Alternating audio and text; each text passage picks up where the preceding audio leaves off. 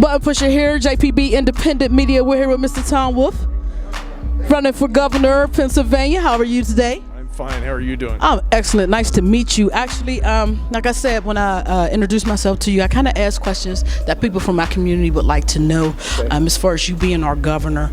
So the first question that was posed to me was, they watch your commercial. And one of the commercials, you said you'd like to bridge the gap between the pay difference between females and males. This has been a problem since wages began.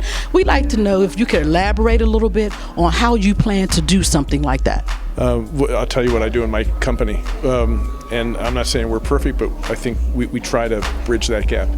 We have an outside consulting firm come in every 3 or 4 years, and to make sure that we're not only being competitive with the outside world, but that we're being consistent internally, so that all jobs we want to pay at the top of the top quartile, but we also want to make sure that everybody in the same job is getting within the same range.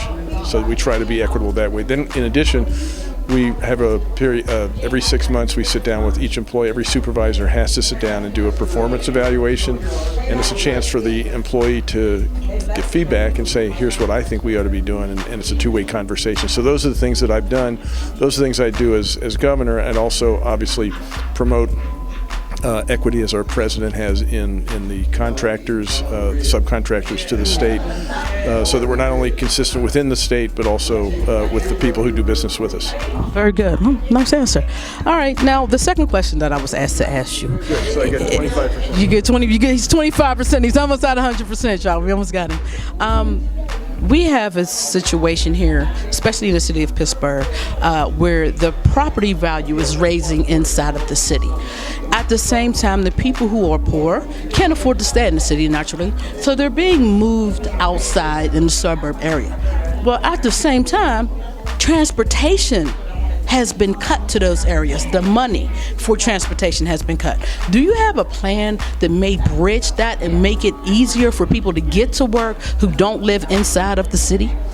Well, actually, there are two issues there. The first is, the second actually, is transportation.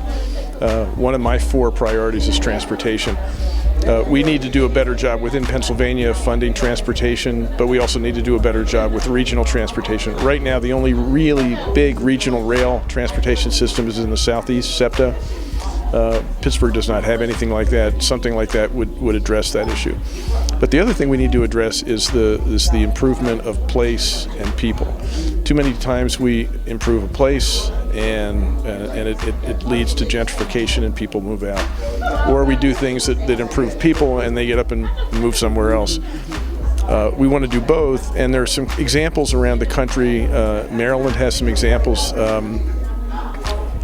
I think Maryland is probably the best with making sure that growth actually pays tribute to diversity in terms of economic class, so that neighborhoods are what neighborhoods always have been, where people are starting out, may not have as much money, but also places with people who are wealthier, and we have that mix.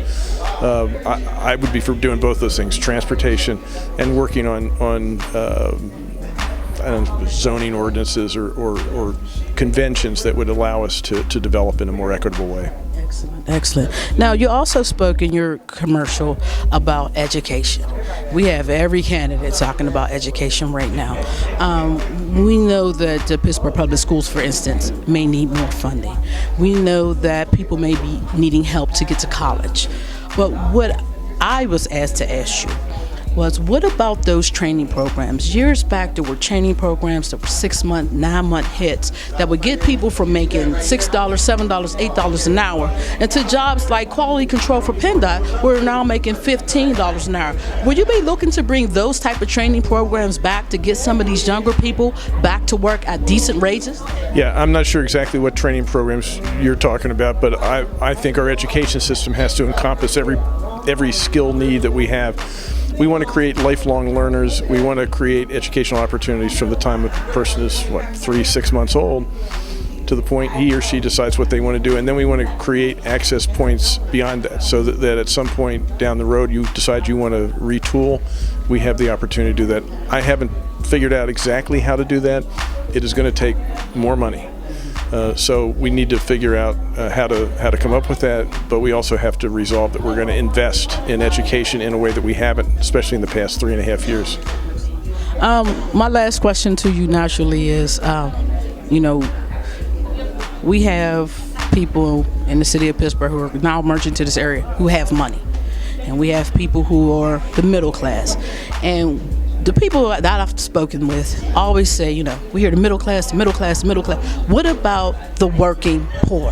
We're working poor. We're not destitute poor. We don't make enough for this, but we make too much to qualify for that.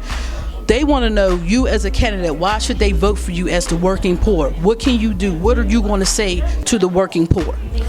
Well, I come out of a business background. One of my qualifications, so I spent most of my life creating jobs, and I think we need to figure out how to make sure that we're creating jobs with career tracks that allow people to move out of the working poor and into the middle class. We need to do more to create a vibrant middle class. So to me, it's all about opportunity. And everything I've done in my companies, everything I would do as governor would be figure out how we can create a state that is actually about opportunity. Thank you very much for your time. Appreciate it. Button Pusher, JPB TV, independent media. Mr. Tom Wolf, running for governor. We ask the questions that the people asked us to ask. Thanks for watching.